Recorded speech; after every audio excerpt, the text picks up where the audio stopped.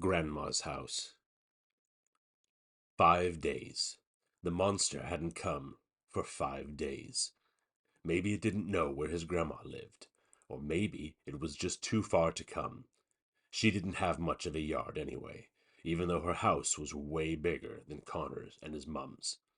She'd crammed her backyard with sheds and a stone pond and a wood-paneled office she'd had installed across the back half, where she did most of her real estate agent work.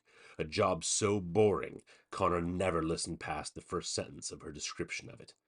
Everything else was just brick paths and flowers in pots.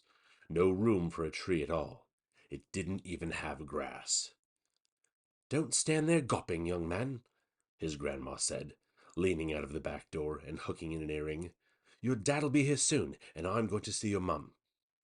"I wasn't gawping," Connor said. "What's that got to do with the price of milk? Come inside." She vanished into the house, and he slowly trudged after her.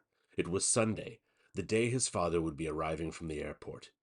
He would come here and pick up Connor, and they'd go and see his mum, and then they'd spend some father-son time together.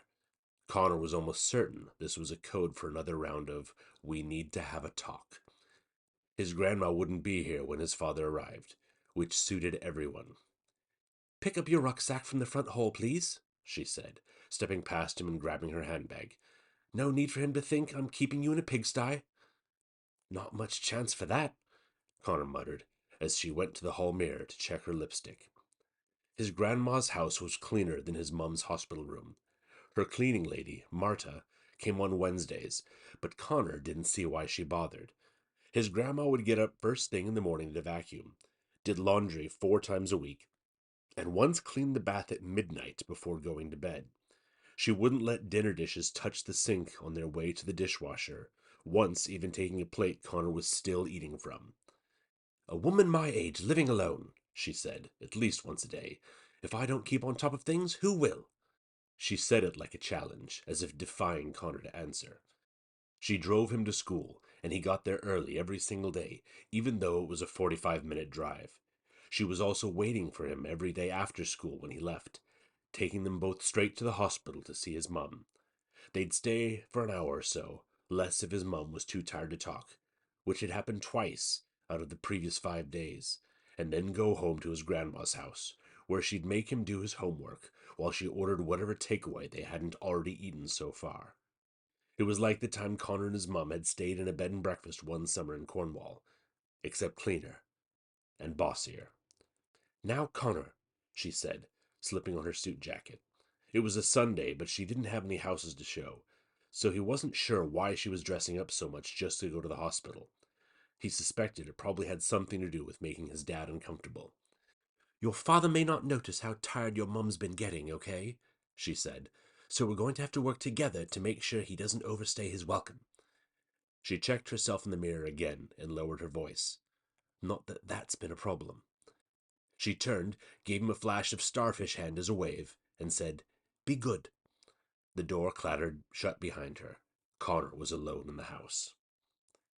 He went up to the guest room, where he slept. His grandma kept calling it his room, but he only ever called it the guest room, which always made his grandmother shake her head and mumble to herself. But what did she expect? It didn't look like his room. It didn't look like anybody's room, certainly not a boy's. The walls were bare white, except for 3 different prints of sailing ships, which was probably as far as his grandma's thinking went toward what boys might like. The sheets and duvet covers were a bright, blinding white, too, and the only other piece of furniture was an oak cabinet big enough to have lunch in. It could have been any room in any home on any planet anywhere. He didn't even like being in it, not even to get away from his grandma.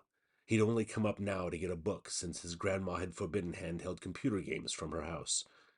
He fished one out of his bag and made to leave, glancing out of the window to the backyard as he went.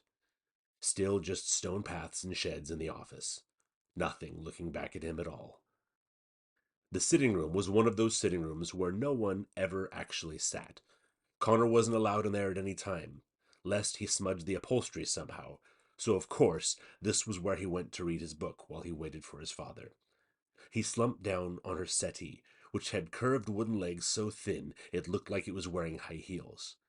There was a glass-fronted cabinet opposite, filled with plates on display stands and teacups with so many curlicues it was a wonder you could drink from them without cutting your lips. Hanging over the mantelpiece was his grandma's prize clock, which no one but her could ever touch. Handed down from her own mother, Connor's grandma had threatened to take it on Antiques Roadshow to get it valued. It had a proper pendulum swinging underneath it, and it chimed, too, every 15 minutes, loud enough to make you jump if you weren't expecting it. The whole room was like a museum of how people lived in olden times. There wasn't even a television. That was in the kitchen and almost never switched on. He read. What else was there to do? He had hoped to talk to his father before he flew out, but what with the hospital visits and the time difference and the new wife's convenient migraines, he was just going to have to see when he showed up. Whenever that would be. Connor looked at the pendulum clock. 12:42, it said. It would chime in 3 minutes. 3 empty, quiet minutes. He realized he was actually nervous. It had been a long time since he'd seen his father in person, and not just on Skype. Would he look different? Would Connor look different? And then there were the other questions. Why was he coming now? His mum didn't look great, looked even worse after 5 days in the hospital, but she was still hopeful about the new medicine she was being given. Christmas was still months away, and Connor's birthday was already past. So why now? He looked at the floor, the center of which was covered in a very expensive, very old-looking oval rug. He reached down and lifted up an edge of it, looking at the polished boards beneath. There was a knot in one of them. He ran his fingers over it, but the board was so old and smooth, you couldn't tell the difference between the knot and the rest of it. "Are you in there?"